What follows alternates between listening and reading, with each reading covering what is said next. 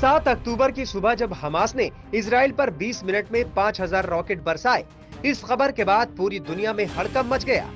तभी से इजराइल ने यह तय कर लिया कि वो हमास और उसके मददगारों से बदला लेकर रहेगा। इस बीच इजराइल और फिलिस्तीन को लेकर दुनिया दो धड़ों में बंटती दिख रही है। एक तरफ भारत और अमेरिका समेत पश्चिमी देश इजराइल का समर्थन कर रहे हैं, तो दूसरी तरफ ईरान, कतर, लेबनान जैसे अरब देश फिलिस्तीन के साथ खड़े हैं। वहीं चीन और मिस्र जैसे कुछ देश ऐसे भी हैं जिन्होंने जंग में न्यूट्रल स्टैंड लिया हुआ है।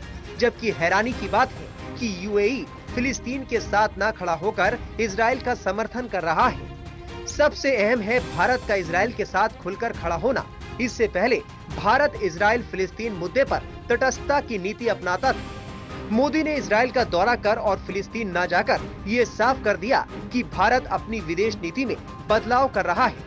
पीएम मोदी से पहले भारतीय प्रधानमंत्री इजराइल और फिलिस्तीन दोनों देशों का दौरा करते थे। एक तरफ दुनिया का ताकतवर देश इजराइल है, तो दूसरी तरफ फिलिस्तीन, जिसके साथ दुनिया के अधिकतर मुस्लिम देश खड़े हैं।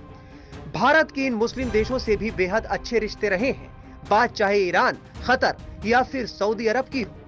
बीते कुछ वक्त में भारत का मिशन मिडिल ईस्ट काफी अच्छा रहा है। पीएम मोदी के नेतृत्व में भारत ने इस मोर्चे पर अहम कामयाबी हासिल की है।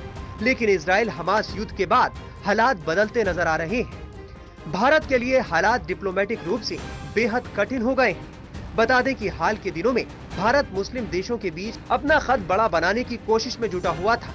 इसके लिए वो क्षेत्रीय सहयोग के साथ साथ राजनयिक गतिविधियों पर भी फोकस कर रहा था। गौरतलब है कि हमास के इजराइल पर हमले के बाद पीएम मोदी ने ट्वीट करके इस पर दुख जताया था।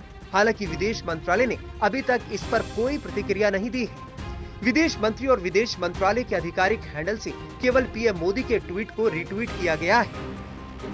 बता दें कि करीब एक महीने पहले ही भारत, अमेरिका, सऊदी अरब, यूएई, फ्रांस, जर्मनी, इटली और यूरोपियन यूनियन ने G20 सम्मेलन के दौरान India middle east Europe economic corridor की घोषणा की थी। इस पहल को चीन की belt and road initiative project के काउंटर के तौर पर देखा गया था। अब इजराइल और फिलिस्तीन समर्थक हमास के बीच युद्ध भड़क उठा है। हिंसा भड़कने से सऊदी अरब मुश्किल में पड़ गया है। ये ऐसे वक्त में हुआ है जबकि अमेरिका इजराइल के साथ अपने संबंधों को सामान्य बनाने के लिए मध्यस्थता कर रहा था। इन सब को देखते हुए अंदेशा है कि महत्वाकांक्षा योजना खटाई में पड़ सकती है। Times now of Bharat digital की रिपोर्ट।